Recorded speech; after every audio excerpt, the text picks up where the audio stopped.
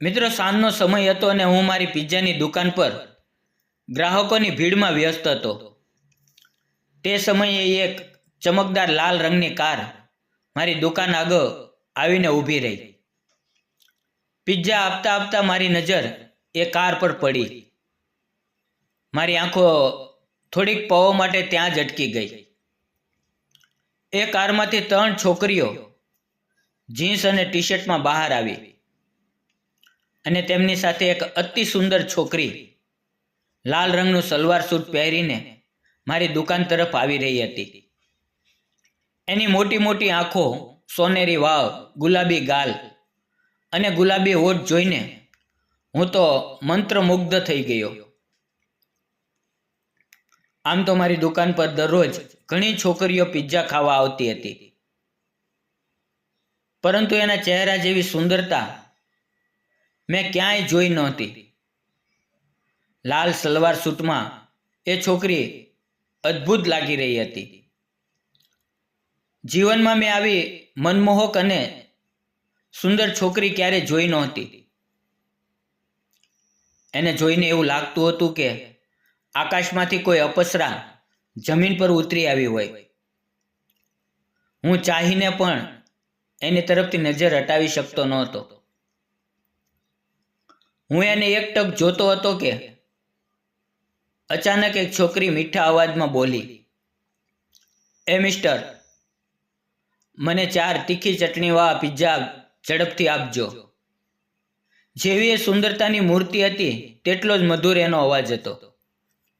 એની સુંદરતા અને અવાજમાં હું એટલો ખોવાઈ ગયો કે ધ્યાન જ ન રહ્યું કે ક્યારે મારો હાથ ઓવનના ચીમટા સાથે લાગી ગયો અને આહ કરતા મેં મારો હાથ ખેંચી લીધો.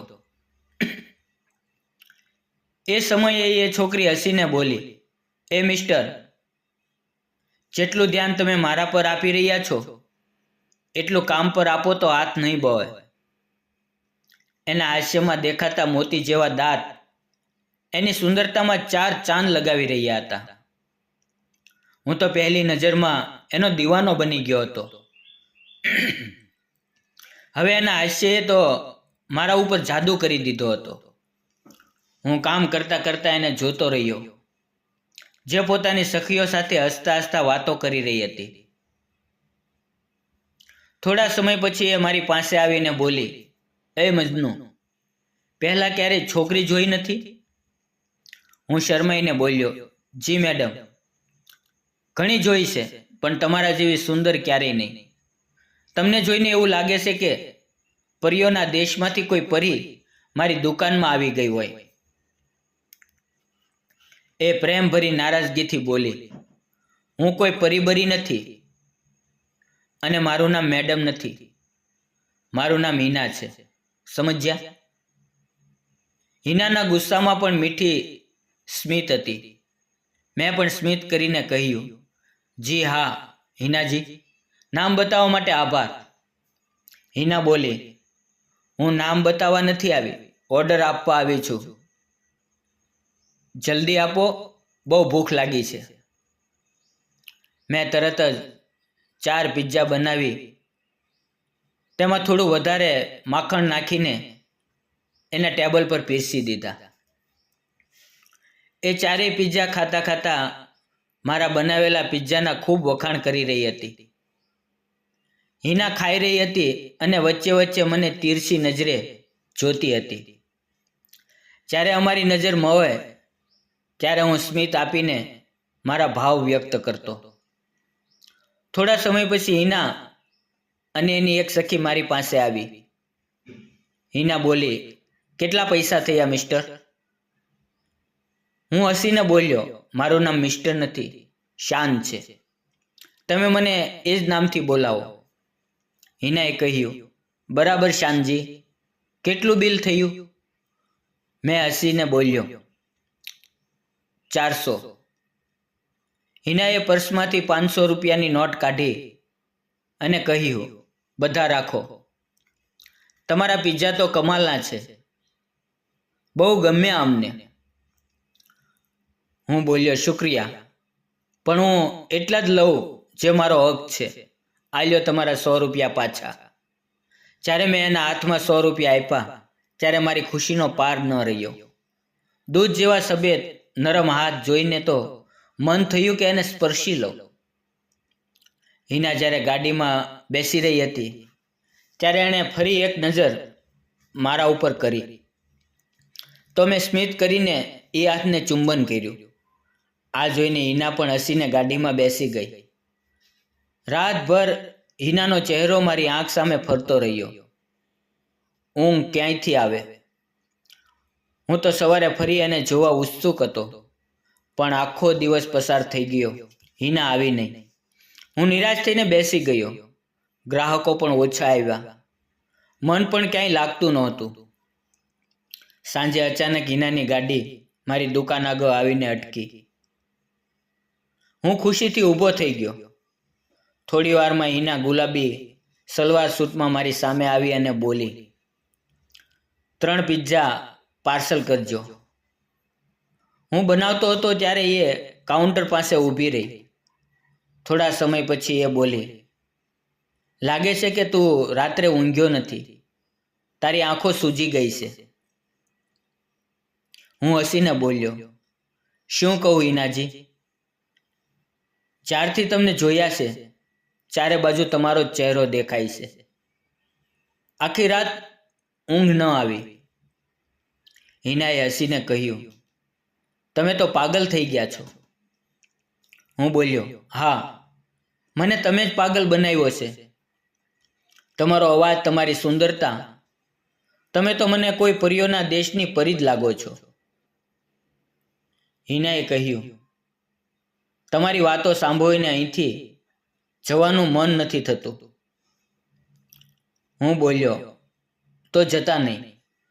તમે મારા દિલમાં આવી ગયા છો. હવે મારી જિંદગીમાં પણ આવી જાઓ.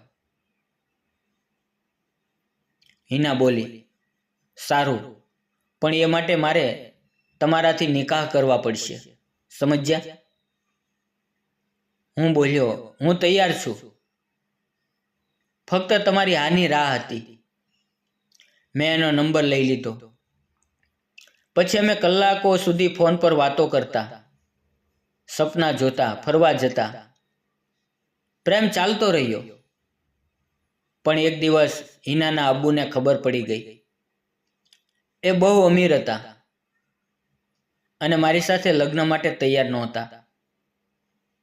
હિનાએ મને વચન આપ્યું, શાદી તો હું તારી સાથે જ કરીશ, નહીં તો ઘર છોડીને તારી પાસે આવી જઈશ.